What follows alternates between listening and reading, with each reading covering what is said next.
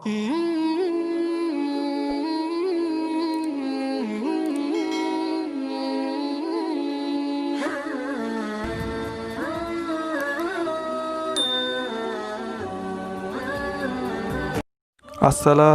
আলাইকুম রহমতুল্লাহি ওয়া বারাকাতুহু। সম্মানিত দর্শক, আপনারা সবাই কেমন আছেন?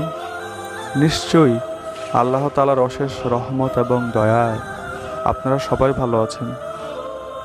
আজকে আমরা একটি মহামূল্যবান এবং গুরুত্বপূর্ণ হাদিস আলোচনা করব, যার মাধ্যমে আমরা জানব দর্শনের শাস্তি সম্পর্কে ইসলাম যা বলে। বেবিচারের চেয়েও ভয়ঙ্কর অপরাধ হলো দর্শন। ইসলামে বেবিচারের মতো দর্শনও কবিরা গুনাহের শামিল। সে কারণে যে কোনো ব্যক্তি দর্শনের শিকার হওয়ার পরিস্থিতি থেকে নিজেকে বাঁচাতে প্রতিরোধ গড়ে তোলা আবশ্যক। দর্শন থেকে বাঁচতে যদি দর্শনকারীকে হত্যা করার মতো পরিস্থিতিও তৈরি হয়, তাতেও সমর্থন দিয়েছে ইসলাম। প্রিয় নবী সাল্লাল্লাহু আলাইহি ওয়াসাল্লামের ঘোষণাতেই এর প্রমাণ পাওয়া যায়। হযরত সাইদ ইবনে জায়েদ রাদিয়াল্লাহু তাআলা আনহু বলেন, আমি রাসূলুল্লাহ সাল্লাল্লাহু আলাইহি ওয়াসাল্লামকে বলতে শুনেছি, সম্পদ রক্ষা করতে গিয়ে যে ব্যক্তি নিহত হয়েছে সে শহীদ, জীবন রক্ষা করতে গিয়ে যে নিহত হয়েছে সেও শহীদ, দিন রক্ষা করতে গিয়ে যে নিহত হয়েছে সেও শহীদ, আর সম্ভ্রম রক্ষা করতে গিয়ে যে নিহত হয়েছে সেও শহীদ। আবু দাউদ এবং তিরমিজি শরীফ। হাদিসের আলোকে বোঝা যায়, যদি কোনো ব্যক্তি নিজের সম্ভ্রম বাঁচাতে গিয়ে প্রতিরোধ গড়ে তোলে আর সে প্রতিরোধে হত্যার মতো কোনো ঘটনা ঘটে, তাতেও কোনো দোষ নেই। কেননা সম্ভ্রম বাঁচাতে গিয়ে যদি প্রতিরোধকারী নিহত হয়, তবে সে পাবে শাহাদাতের মর্যাদা। এ প্রতিরোধে সম্ভ্রম লুণ্ঠনকারীও নিহত হতে পারে। সমাজে দর্শনের শিকার হওয়া ব্যক্তিকে পাকা চোখে দেখে, তার প্রতি অবহেলা ও নানান কটূক্তি করে থাকে মানুষ, যা কোনোভাবেই কাম্য নয়। কেননা দর্শনের শিকার হওয়া ব্যক্তি বল প্রয়োগকারী বা ক্ষমতাধর ব্যক্তির অত্যাচারের শিকার। ইসলামের আলোকে এই ব্যক্তি হচ্ছে মজলুম। তাই যে ব্যক্তি দর্শনের শিকার হয়েছে তাকে দর্শন হওয়ার কারণে যেমন অপরাধী হিসেবে অভিযুক্ত করা যাবে না, তেমনি তাকে বাঁকা চোখে দেখা যাবে না কিংবা কটূক্তিও করা যাবে না। প্রকান্তরে ইচ্ছার বিরুদ্ধে বল প্রয়োগকারী যদি কোনো ব্যক্তির প্রতি ঘৃণা ও অপরাধমূলক কাজ সংঘটিত হয়, তবে এ কারণে দর্শনের শিকার হওয়া ব্যক্তির কোনো পাপও হবে না। এ প্রসঙ্গে হাদিসে বর্ণিত হয়েছে, হযরত ইবনে আব্বাস রাদিয়াল্লাহু তাআলা আনহু বর্ণনা করেন, রাসূলুল্লাহ সাল্লাল্লাহু আলাইহি ওয়াসাল্লাম ঘোষণা করেন, নিশ্চয়ই আমার উম্মতের ভুলবশত করা অপরাধ, ভুলে যাওয়া কোনো কাজ এবং বল প্রয়োগকৃত বিষয় ক্ষমা করে দিয়েছেন। ইবনে মাজাহ। ইসলামে শুধু বেবিচারের শাস্তি ঘোষণা করেনি, বরং বেবিচারের সমগোত্রীয় দর্শনেও মারাত্মক ভয়াবহ শাস্তির বিধান রেখেছে।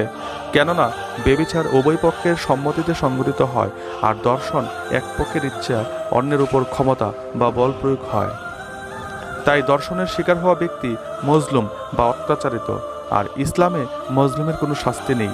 এক্ষেত্রে শাস্তি হবে শুধু দর্শনকারীর। ইসলাম এসব ক্ষেত্রে শাস্তি প্রয়োগের সুস্পষ্ট বিধান রেখেছে। দর্শনের ক্ষেত্রে দুইটি বিষয় সংঘটিত হয়, আর তা হলো জিনা বা বেবিচার, বল প্রয়োগ বা সম্ভ্রম লুণ্ঠন। জিনা বা বেবিচারের শাস্তি ব্যক্তিভেদে দুই ধরনের হয়ে থাকে। বেবিচার যদি অবিবাহিত হয় তবে এক ধরনের শাস্তি, আর যদি বিবাহিত হয় তবে ভিন্ন শাস্তি। অবিবাহিত বেবিচারের শাস্তি, বেবিচারে যদি অবিবাহিত হয় তবে তাদের প্রকাশ্যে বিচারালয়ে 100 বেত্রাঘাত করা। বেত্রাঘাতের সময় হৃদয় বাস্তবায়নকারী অন্তরে কোনো মায়া বা ভালোবাসা পোষণ করা যাবে না। বিবাহিত বেবিচারের শাস্তি, বিবাহিত বেবিচারে যদি বিবাহিত হয় তবে তাদের প্রকাশ্যে পাথর মেরে মৃত্যু নিশ্চিত করা। দর্শকের শাস্তি বল প্রয়োগে যে ব্যক্তি বেবিচার সংগঠিত হয় তাই দর্শন। এক্ষেত্রে যে বল প্রয়োগ করে ইচ্ছার বিরুদ্ধে দর্শন করবে তার শাস্তি হবে, আর যে বল প্রয়োগের শিকার হবে তার কোনো শাস্তি হবে না। তবে দর্শকের শাস্তি প্রয়োগে একাধিক মত রয়েছে, তা তুলে ধরা হলো। ইমাম আবু হানিফা, শাফেঈ ও আহমেদ ইবনে হাম্বল রাহমাতুল্লাহি আলাইহিম এর মত হলো, দর্শনের জন্য বেবিচারের শাস্তি প্রযোজ্য হবে।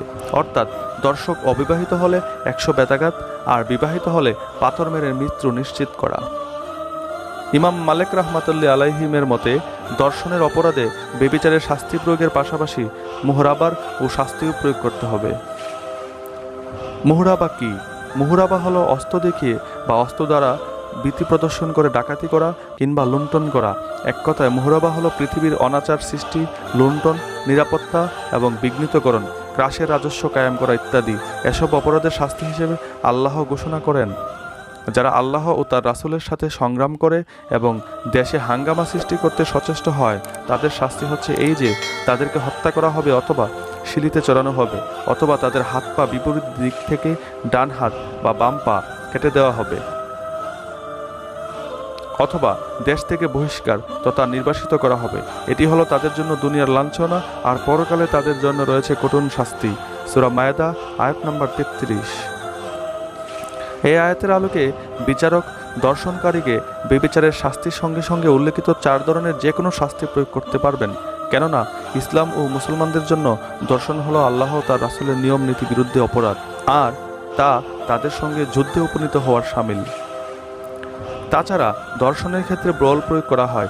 ইসলামের বিধান লঙ্ঘনে বল প্রয়োগ করলেও এর শাস্তি প্রযোজ্য হবে। তাই সমাজে যখন দর্শন মহামারী আকার ধারণ করে, তখন সমাজ থেকে দর্শন সমূলে উদ্ঘাটন করা, মুহরাবারের মতো ভয়াবহ শাস্তি প্রয়োগ করা অতীব জরুরি। আর যদি দর্শন কারণে হত্যাজনিত অপরাধ সংঘটিত হয় কিংবা দর্শনের শিকার কোনো ব্যক্তি মৃত্যুবরণ করে, তবে ঘাতকের একমাত্র শাস্তি হবে মৃত্যুদণ্ড। ইসলামে প্রথম যুদ্ধের জোরপূর্বক বেবিচার তথা দর্শনের কিছু বেবিচারের বর্ণনা হযরত উমাইল ইবনে হুজুর রাদিয়াল্লাহু আনহু বর্ণনা করেন, রাসূলুল্লাহ সাল্লাল্লাহু আলাইহি সাল্লামের সময় এক নারীকে জোরপূর্বক দর্শন করা হলে রাসূলুল্লাহ সাল্লাল্লাহু আলাইহি সাল্লাম দর্শকদের বেবিচারের শাস্তি দেন। ইবনে মাজাহ। কুরআন হাদিসে বহু অপরাধের উপর শাস্তির বিধান রয়েছে। এগুলোর মধ্যে যেসব শাস্তির পরিমাণ ও পদ্ধতি কুরআন হাদিসে সুনির্ধারিত তাকে হদ বলে। হযরত নাফি রাহমাতুল্লাহি আলাইহি বর্ণনা করেন, হযরত আবু বকর রাদিয়াল্লাহু তাআলা আনহুর আমলে এক ব্যক্তি এক কুমারী মেয়েকে জোরপূর্বক ধর্ষণ করে এবং ধর্ষণের ফলে মেয়েটি গর্ভবতী হয়ে পড়ে। লোকজন দর্শনকারীকে হযরত আবু বকর রাদিয়াল্লাহু আনহুর কাছে উপস্থিত করলে দর্শক বেবিচারের কথা অকপটে স্বীকার করে। লোকটি ছিল অবিবাহিত, তাই আবু বকর রাদিয়াল্লাহু তাআলা আনহু নির্দেশে মোতাবেক লোকটিকে বেতাঘাত করা হলো। এরপর তাকে মদিনা থেকে ফাদাকে নির্বাসনে পাঠানো হয়। মুত্তাকা মালিক।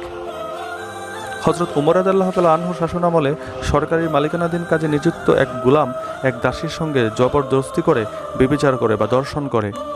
এতে ওই দাসীর কুমারিত্ব নষ্ট হয়ে যায়। হযরত উমর রাদিয়াল্লাহু তাআলা আনহু ওই গোলামকে কষাঘাত বেতাঘাত করেন এবং নির্বাসন দেন, কিন্তু দাসীকে কোনো শাস্তি প্রদান করেননি। বুখারী শরীফ। মূল কথা হলো, ইসলাম যদি মানব সমাজকে জিনা ব্যভিচারের আশঙ্কা থেকে বাঁচানোর জন্য দণ্ডবিধি আইনের কথা উল্লেখ করেছেন, এটি নিছক বিচারের শেষ উপায়। এই বিধান নাজিলের উদ্দেশ্য এটি নয় যে মানুষের অপরাধ করে থাকবে আর ইসলাম হুদ প্রয়োগের মাধ্যমে তা বেতাঘাত করবে, হত্যা বা দেশান্তরিত করতে থাকবে, বরং এর উদ্দেশ্য হচ্ছে লোকেরা যেন এ অপরাধ না করে এবং কাউকে শাস্তি দেওয়া বা কারো উপরে জোর জবরদস্তি করার সুযোগ না পায়। তাই অপরাধমুক্ত মানব সমাজ গঠনে ভূমিকা রাখতে হবে। প্রতিটি মানুষের মনে আল্লাহর ভয় প্রতিষ্ঠা করতে হবে, যাতে সে দুনিয়ার যাবতীয় অপরাধ থেকে নিজেকে মুক্ত রাখতে পারে। আর ঈমানের অপরিহার্য দাবি হচ্ছে মানুষ অপরাধমুক্ত জীবন প্রতিষ্ঠা করবে, আল্লাহর আইনের প্রতি শ্রদ্ধাশীল হবে, অপরাধ ছেড়ে দেবে, দুনিয়া ও পরকালের জবাবদিহিতা মানসিকতা নিজেদের মধ্যে তৈরি করবে। আল্লাহ তাআলা পুরো মানবজাতিকে ইসলামের গহিত কাজগুলো ছেড়ে দেওয়ার তৌফিক দান করুন, কোরআনের বিধানগুলো যথাযথ পালনের তৌফিক দান করুন এবং তাকওয়া ও আল্লাহর ভয়ভিত্তিক জীবন পরিচালনার তৌফিক দান করুন। আমিন।